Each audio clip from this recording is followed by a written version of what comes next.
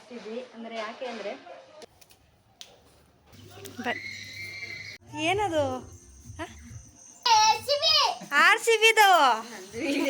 ಎಲ್ರಿಗೂ ನಮಸ್ಕಾರ, welcome back to my channel. ನಾನು ರಮ್ಯಾ. ಇವತ್ತಿನ ವಿಡಿಯೋದಲ್ಲಿ ಮಕ್ಳಿಗೆ ಇನ್ನು ಸ್ಕೂಲ್ ಸ್ಟಾರ್ಟ್ ಆಯ್ತಲ್ವಾ, ಸೊ ಇಲ್ಲಿ ಪ್ರಿಪ್ರೇಷನ್ ಮಾಡ್ಕೋತಾನೆ ಇರಬೇಕು. ಅಂದರೆ ನಾಳೆ ಹೋಗೋಕ್ಕೆ ಇವತ್ತೇ ಹಿಂದಿನ ದಿನವೇ ಅವ್ರಿಗೆ ಏನೇನೆಲ್ಲ ಅಂದರೆ ಉಗುರೆಲ್ಲ ಬೆಳ್ಕೊಂಡಿರುತ್ತೆ. ಇನ್ನು ಸ್ಕೂಲ್ಗೆ ಹೋಗ್ಬೇಕಾದ್ರೆ ಕಟ್ ಮಾಡಿರ್ತಾರೆ. ಇನ್ನು ರಜೆ ಟೈಮಲ್ಲಿ ಅದ್ರ ಬಗ್ಗೆ ಗಮನನೇ ಕೊಟ್ಟಿರಲ್ಲ ನಾವು ಸಹ. ಅಂದರೆ ಸ್ಕೂಲ್ಗೆ ಹೋಗ್ಬೇಕಾದ್ರೆ ವಾರ ವಾರ ಕಟ್ ಮಾಡಿಕೊಂಡೇ ಹೋಗ್ತಾ ಇರ್ತಾಳೆ. ಅವಳಂತೂ ಮಿಸ್ ಮಾಡ್ಕೊಳ್ಳಲ್ಲ. ಹಾಗಾಗಿ ಇವಾಗ ಅವಳಿಗೆ ನೈಲ್ ಕಟ್ ಮಾಡಬೇಕಾಗಿತ್ತು. ಸೊ ಅದು ಮತ್ತು ನೈಲ್ ಪಾಲಿಶ್ ಎಲ್ಲ ಹಾಕೊಬಿಟ್ಟಿದ್ಲು ಮನೆಯಲ್ಲಿ. ಸ್ಕೂಲ್ಗೆ ಹೋದರೆ ನೈಲ್ ಪಾಲಿಶ್ ಎಲ್ಲ ಹಾಕೊಳ್ಳೋದಕ್ಕೆ ಬಿಡಲ್ಲ ಅಲ್ವಾ. ಸೊ ಹಾಗಾಗಿ ಈಗ ಮನೆಯಲ್ಲೇ ಹಾಕೊಂಡಿದ್ಲು. ಖುಷಿ ಅಲ್ಲ ಮಕ್ಕಳಿಗೆ, ಹೆಣ್ಮಕ್ಳಲ್ಲಂತೂ ಇದ್ದಿದ್ದು ಖುಷಿನೇ ನೈಲ್ ಪಾಲಿಶ್ ಎಲ್ಲ ಹಾಕೊಳ್ಳೋದಕ್ಕೆ. ಸೊ ಹಾಗಾಗಿ ಅದನ್ನು ಕೂಡ ಎಲ್ಲ ರಿಮೂವ್ ಮಾಡಬೇಕು. ಇನ್ನು ತಲೆಗೆಲ್ಲ ಎಣ್ಣೆ ಹಚ್ಚಿ ಅವ್ರಿಗೆ ಸ್ನಾನ ಮಾಡಿಸ್ಬೇಕು. ಸೊ ಈ ವಿಡಿಯೋನ ಎಲ್ಲೂ ಕೂಡ ಸ್ಕಿಪ್ ಮಾಡಿದೆ, ವಿಡಿಯೋನ ಪೂರ್ತಿಯಾಗಿ ನೋಡಿ. ಇನ್ ಕೇಸ್ ಈ ವಿಡಿಯೋ ನಿಮ್ಗೆ ಇಷ್ಟ ಆಯಿತು ಅಂದರೆ ಲೈಕ್ ಮಾಡಿ, ಶೇರ್ ಮಾಡಿ, ಕಮೆಂಟ್ ಮಾಡಿ. ಹಾಗೆ ನಮ್ಮ ಚಾನಲ್ನ ಇನ್ನೂ ಯಾರೆಲ್ಲ ಸಬ್ಸ್ಕ್ರೈಬ್ ಮಾಡ್ಕೊಳ್ಳದೆ ನೋಡ್ತಿದ್ದೀರಾ ದಯವಿಟ್ಟು ಸಬ್ಸ್ಕ್ರೈಬ್ ಮಾಡ್ಕೊಂಡು ನೋಡಿ ಅಂತ ಹೇಳ್ತಾ ಈ ವಿಡಿಯೋನ ಶುರು ಮಾಡ್ತಾ ಇದ್ದೀವಿ. ಬನ್ನಿ ಇವಾಗ ಯಾವ ರೀತಿ ಉಗುರು ಕಟ್ ಮಾಡೋದೇನು ಗೊತ್ತಿಲ್ಲ, ಎಲ್ಲರಿಗೂ ಗೊತ್ತಿರುತ್ತೆ. ಸೊ ಇದೊಂದು ವ್ಲಾಗ್ ಅಷ್ಟೇ. ತುಂಬ ಡಿಸ್ಟರ್ಬೆನ್ಸ್ ಇದೆ ನಮ್ಮ ಮನೇಲಿ.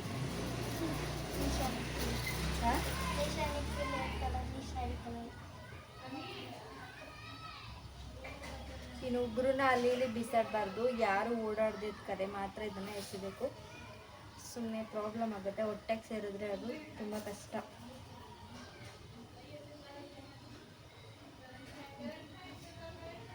ಆಯಿತು, ಸುಮ್ಮನೆ ಅಮ್ಮ, ನಿಂಗೆ ಒಬ್ರು ಬಣ್ಣ ಹಾಕೊಳ್ಳೋದು ಹೋಗಿಸ್ಕೊಳ್ಳೋದು ಅಂದರೆ ಇಷ್ಟನಾ? ತುಂಬ ಇಷ್ಟ. ಉಗುರು ನೈಲ್ ಪಾಲಿಶ್ ಹಾಕಿದಾಗ ನೋಡೋದಕ್ಕೆ ಚೆನ್ನಾಗಿರುತ್ತೆ. ಅರ್ಧ ಹೋಗ್ಬಿಡುತ್ತಲ್ಲ, ಅದು ನೋಡೋಕೆ ಇಷ್ಟನೇ ಆಗಲ್ಲ. ಅದಾದಮೇಲೆ ಒಂಚೂರು ಇರಲ್ಲ, ಎಲ್ಲ ರಿಮೂವ್ ಮಾಡಿದ್ಮೇಲೆ ನೈಲ್ನ ಸುಮ್ಮನೆ ನೋಡ್ಕೊತಾ ಇರೋದು, ಚೆನ್ನಾಗೈತೆ ಅಂತ ಅಲ್ವಪ್ಪ. ಉಗುರು ನಾಳೆ ಸ್ಕೂಲ್ಗೆ ಹೋಗೋದು ಖುಷಿನಾ? ಇಷ್ಟು ದಿನ ಎಲ್ಲ ಹೆಂಗಿತ್ತು ಎಕ್ಸ್ಪೀರಿಯೆನ್ಸು ಮನೇಲಿ? ಹೇಗಿತ್ತು? ಮನೆಯಲ್ಲಿ ಇವಳಿಗೆ ಜಾಸ್ತಿ ನಾವು ಆಟ ಆಡೋದಕ್ಕೆ ಬಿಡ್ತಿರ್ಲಿಲ್ಲ. ಮನೆಯಲ್ಲಿ ಕೆಲಸ ಎಲ್ಲ ಮಾಡಿಸ್ತಿದ್ವಿ. ಅಂದರೆ ಯಾಕೆ ಅಂದರೆ ಒಂದು ಕಡೆ ಅವ್ರಿಗೆ ಕೆಲಸನೂ ಕಲ್ತಂಗೆ ಆಗುತ್ತೆ, ಇನ್ನೊಂದು ಕಡೆ ಯಾವಾಗಪ್ಪ ಸ್ಕೂಲ್ ಸ್ಟಾರ್ಟ್ ಆಯ್ತೆ ಅನ್ನೋ ಥರ ಆಗ್ಬಿಡ್ಬೇಕು.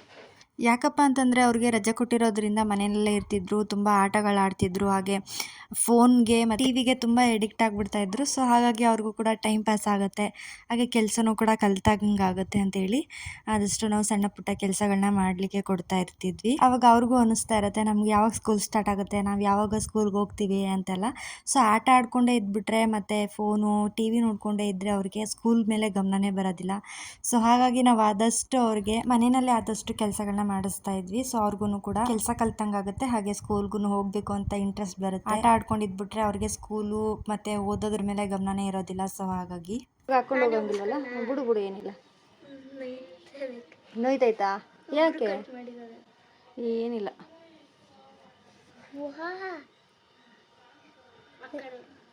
ಬೆಳಕ್ ಬರ್ಬೇಕು ಆ ಕಡೆ ಹೋಗಿ.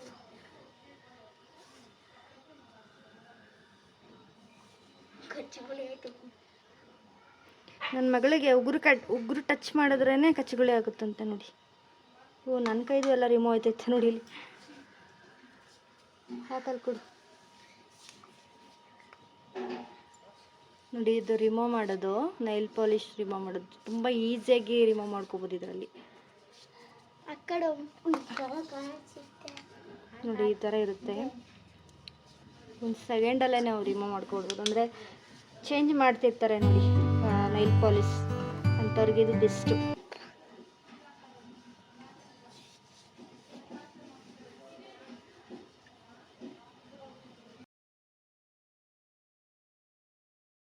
ನನ್ನ ಕೈದು ಬಂದ್ಬಿಡ್ತೈತೆ, ನನ್ನ ಕೈದು ರಿಮೂವ್ ಆಗ್ಬಿಡ್ತೈತೆ ನೋಡಿ ಇಲ್ಲಿ. ಅಯ್ಯೋ ಇನ್ನೊಂದು ಸ್ವಲ್ಪ ಚೆನ್ನಾಗಿರೋದು. ಕೈಯಲ್ಲೆಲ್ಲ ಅವಳೇ ರಿಮೂವ್ ಮಾಡ್ಕೊಂಡಿದ್ದಾಳೆ. ಸ್ವಲ್ಪ ಟಚ್ ಆಯಿತು ಅಂದರೆ ಫುಲ್ ರಿಮೂವ್ ಆಗ್ಬಿಡುತ್ತೆ. ಅಲ್ಲೇ ಹಾಕ್ಬಿಡು.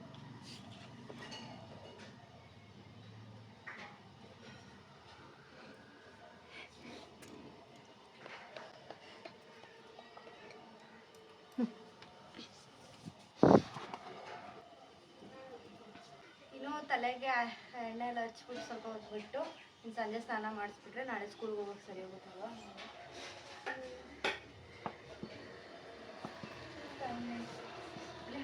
ಈ ಥರ 100% ಪ್ಯೂರ್ ಕೋಕೋನಟ್ ಆಯಿಲ್ನೇ ನಾವು ಯೂಸ್ ಮಾಡೋದು. ಸೊ ಇದನ್ನು ನಾವು ಹಾಗೆ ಅಪ್ಲೈ ಮಾಡಬಾರ್ದು. ಇದನ್ನು ಸ್ವಲ್ಪ ಕಾಯಿಸಿ ತಲೆಗೆ ಹಾಕಿದ್ರೆ ಚೆನ್ನಾಗಿ ಕೂದಲು ಬೆಳೆಯುತ್ತೆ. ಹಾಗೆ ಡೈರೆಕ್ಟಾಗಿ ನಾವು ಯಾವುದೇ ಕಾರಣಕ್ಕೂ ಇದನ್ನು ಹಾಕೋದಕ್ಕೆ ಹೋಗಬಾರ್ದು. ಇದನ್ನು ಸ್ವಲ್ಪ ಬೆಚ್ಚಗೆ ಕಾಯಿಸಿ ಇಟ್ಕೊಂಡು ಸ್ಟೋರ್ ಮಾಡಿ ಇಟ್ಕೊಂಡ್ರೆ ನಾವು ಯಾವಾಗ ಯೂಸ್ ಮಾಡ್ತೀವಿ ಆವಾಗ ಇದನ್ನು ಅಪ್ಲೈ ಮಾಡ್ಕೋಬೋದು. ಈಗ ನಾವು ಅಂತಾಗೆ ಕಾಯಿಸಿ ಇಟ್ಕೊಂಡಿದ್ದಾಳೆ. ಇದಕ್ಕೆ ಏನೇನೋ ಹಾಕ್ಕೊಂಡಿದ್ದಾಳೆ ಅಂದರೆ ಕರ್ಬೇವಿನ ಸೊಪ್ಪು, ಮೆಂತ್ಯ ಮತ್ತು ಜೀರಿಗೆ ಎಲ್ಲನೂ ಇದು ಕಾಯಿಸಿ ಈ ರೀತಿ ನೋಡಿ ಕಾಯಿಸಿ ಇಟ್ಕೊಂಡಿದ್ದಾಳೆ. ಇದನ್ನೇ ಒಳಗೆ ಹಾಕ್ತೀನಿ ನೋಡಿ.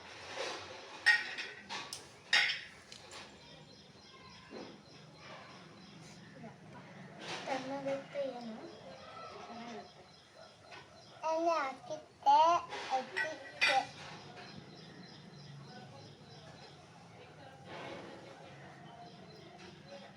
ಯಪ್ಪ ಕ್ಲಿಪ್ಪಾಕಿ ಹಾಕಿ ತಲೆ ಕೊಡ್ಜ ಯಾರ ಬಂದಿದ್ದೆ ಏನವದು ಕತ್ತಿದ್ದೆ. ಕೊಬ್ಬರಿ ಎಣ್ಣೆನ ನಾವು ಯಾವತ್ತೂ ಡೈರೆಕ್ಟಾಗಿ ಹಾಕೊಳ್ಳೋದಕ್ಕೆ ಹೋಗಬಾರ್ದು ತಲೆಗೆ. ಸೊ ಅದನ್ನ ಸ್ವಲ್ಪ ಚೆನ್ನಾಗಿ ಕಾಯಿಸಿ ಅದು ತಣ್ಣಗಾದ ನಂತರ ನಾವು ಹೇರ್ಗೆ ಹಾಕಿದ್ರೆ ಹೇರ್ ಚೆನ್ನಾಗಿ ಗ್ರೋತ್ ಆಗುತ್ತೆ. ತುಂಬ ಹೇರ್ ಫಾಲ್ ಆಗ್ತಾ ಇರುತ್ತೆ ನೋಡಿ, ಅಂಥವ್ರು ಈ ಟಿಪ್ನ ಫಾಲೋ ಮಾಡಿ. ಪ್ರತಿ ಸಲ ಹಾಕ್ಬೇಕಾದ್ರೂ ಅಷ್ಟೇ ಸ್ವಲ್ಪ ಚೆನ್ನಾಗಿ ಕಾಯಿಸಿ ಅದನ್ನು ತಣ್ಣಗಾದ್ಮೇಲೆ ನಾವು ತಲೆಗೆ ಹಚ್ಕೊಳ್ತೀವಿ. ಹೇರು ತುಂಬ ಗ್ರೋತ್ ಆಗೋಕ್ಕೆ ಹೆಲ್ಪ್ ಮಾಡುತ್ತೆ. ಹಾಗೆ ಈ ಥರ ತಲೆ ಬುಡಕ್ಕೆ ಎಣ್ಣೆನ ಅಪ್ಲೈ ಮಾಡೋದ್ರಿಂದ ಚೆನ್ನಾಗಿ ಕೂದಲು ಬೆಳೆಯುತ್ತೆ.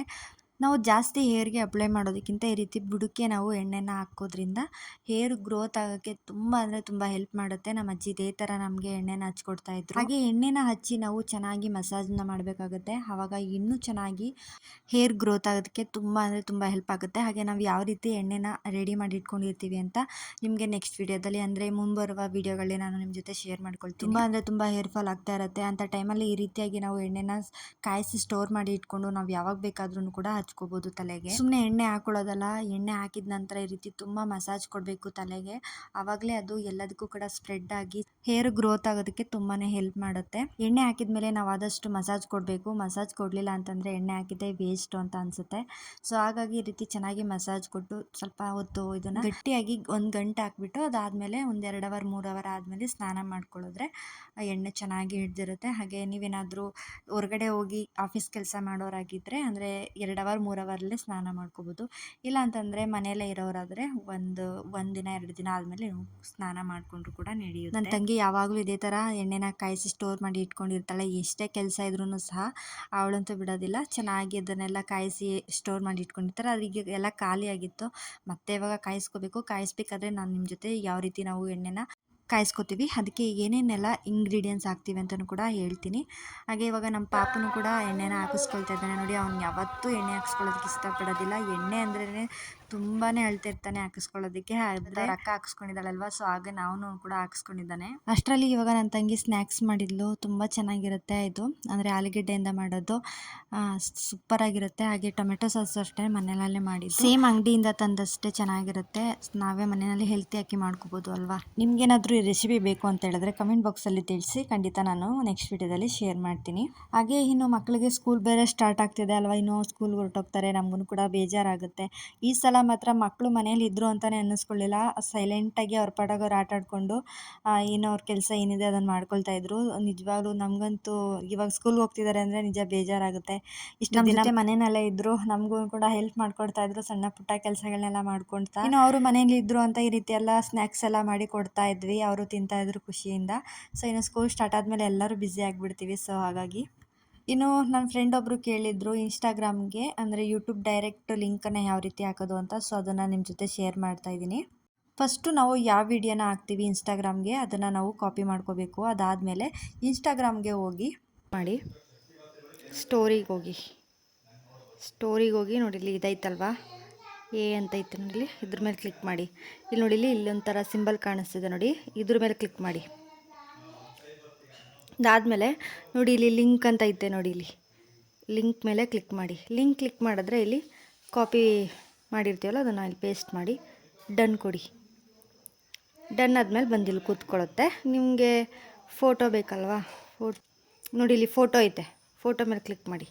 ಈಗ ಯಾವುದಾದ್ರೂ ಒಂದು ಸಿಂಪಲಾಗಿಯೇ, ಈಗ ಯಾವುದೋ ನೀವು ತಮ್ನೇಲ್ ಮಾಡಿರ್ತೀರ ಅಲ್ವಾ, ಅದ್ರದ್ದೇ ಸುಮ್ಮನೆ ನಾನು ಯಾವುದೋ ಒಂದು ಇಕ್ತೀನಿ ಹಿಂಗೆ, ಸುಮ್ಮನೆ ಈ ಥರ ಇದ್ರ ಮೇಲೆ ಹಾಕ್ಬಿಟ್ಟು ಅಲ್ಲಿ ನಿಮ್ಗೆ ಸಾಂಗ್ ಕೂರಿಸ್ಬೇಕು ಅಂತಂದರೆ ಇಲ್ಲಿ ನೋಡಿ, ಇದ್ರ ಮೇಲೆ ಕ್ಲಿಕ್ ಮಾಡಿ, ಮ್ಯೂಸಿಕ್ ಮೇಲೆ, ಮ್ಯೂಸಿಕ್ ಸಿಂಬಲ್ ಐತಲ್ಲ, ಈ ಥರ ಮಾಡಿದ್ರೆ ಯಾವ್ದು ಬೇಕಾದ್ರೂ ಬರುತ್ತೆ.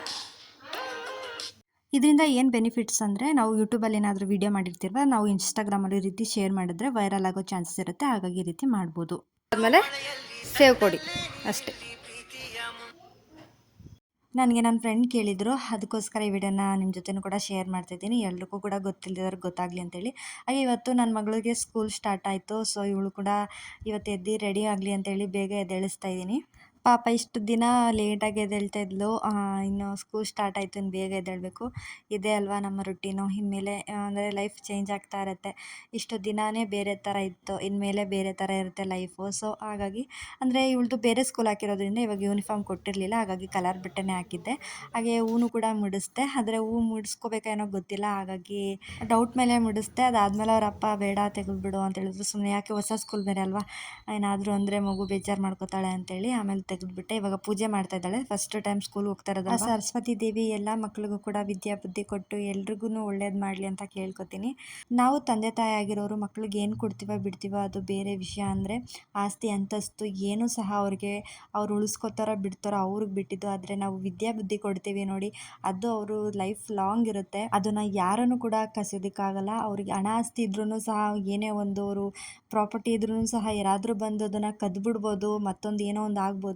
ಆದರೆ ವಿದ್ಯಾ ಬುದ್ಧಿ ಅವರಲ್ಲೇ ಇರುತ್ತೆ. ಸೊ ಅದನ್ನು ಯಾರು ಕೂಡ ಕದಿಯೋದಕ್ಕೆ ಸಾಧ್ಯನೇ ಇಲ್ಲ.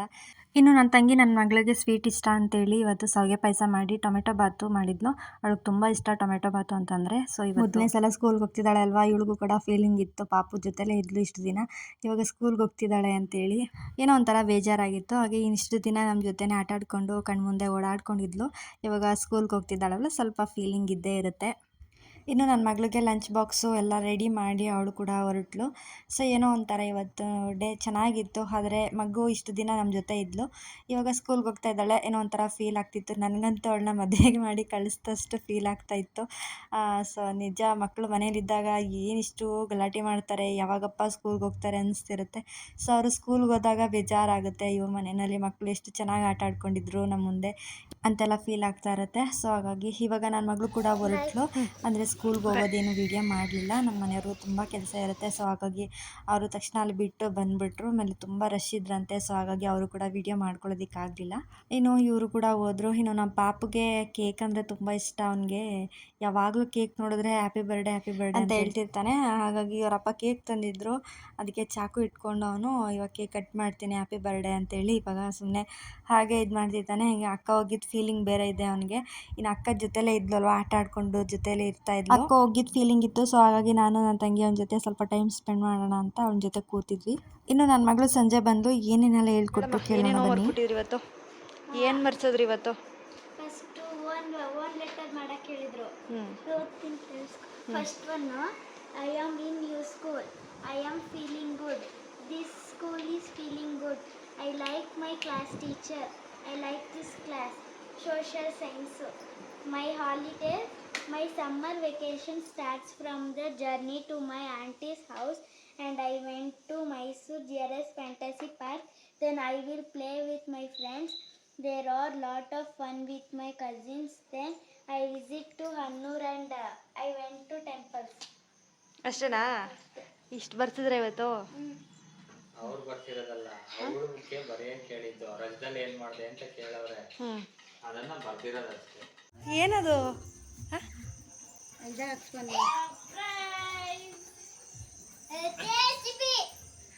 ವಾವ್, ಜೈ ಅನ್ಬಿಡಪ್ಪ. RCBದು. ಇನ್ನು ಇವಾಗ RCB ಮ್ಯಾಚ್ ನಡೀತಿದ್ದಲ್ವ, ಸೊ ಹಾಗಾಗಿ ಇಲ್ಲಿ ನೋಡ್ತಾ ಇರ್ಬೋದು ನಮ್ಮ ನವೀನವ್ರು ಗಾಡಿ ಮೇಲೇ ಹಾಕ್ಸ್ಕೊಂಡು ಬಂದುಬಿಟ್ಟಿದ್ದಾರೆ RCB ಫಾರೆವರ್ ಅಂತೇಳಿ. ಸೊ ತುಂಬ ಇಷ್ಟ ಆಗ ಮ್ಯಾಚ್ ಅಂತ ಹೇಳಿದ್ರೆ, ಮ್ಯಾಚ್ ಇರೋದಿರ ಅಂತ ಅವ್ರು ಎಲ್ಲೂ ಹೋಗೋದೇ ಇಲ್ಲ, ಕೂತ್ಕೊಂಡು ಪೂರ್ತಿ ಮ್ಯಾಚ್ ನೋಡ್ತಾರೆ, ಅಷ್ಟು ಇಷ್ಟಪಡ್ತಾರೆ, ಸಿಕ್ಕಾಬಟ್ಟೆ ಇಷ್ಟ ನಮ್ಮ ಮನೆಯವ್ರಿಗೆಲ್ಲರಿಗೂ. ಪಕ್ಕ ಈ ಸಲ ಕಪ್ ನಮ್ಮದೇ. ಯಾರೆಲ್ಲ RCB ಫ್ಯಾನ್ಸ್ ಇದ್ದೀರಾ ಅವರೆಲ್ಲ RCB ಫಾರೆವರ್ ಅಂತೇಳಿ ಕಮೆಂಟ್ ಬಾಕ್ಸಲ್ಲಿ ಕಮೆಂಟ್ ಮಾಡಿ, ಜೈ RCB. ಸೊ ಈ ವಿಡಿಯೋನ ಇಲ್ಲಿಗೆ ಎಂಡ್ ಮಾಡ್ತಾ ಇದ್ದೀನಿ. ಯಾರೆಲ್ಲ ಕೊನೆಯವರೆಗೂ ವಿಡಿಯೋ ನೋಡಿದ್ದೀರಾ ಎಲ್ರಿಗೂ ಥ್ಯಾಂಕ್ ಯು ಸೊ ಮಚ್. ಮುಂದಿನ ವಿಡಿಯೋದಲ್ಲಿ ಸಿಗ್ತೀನಿ. Thank you for watching.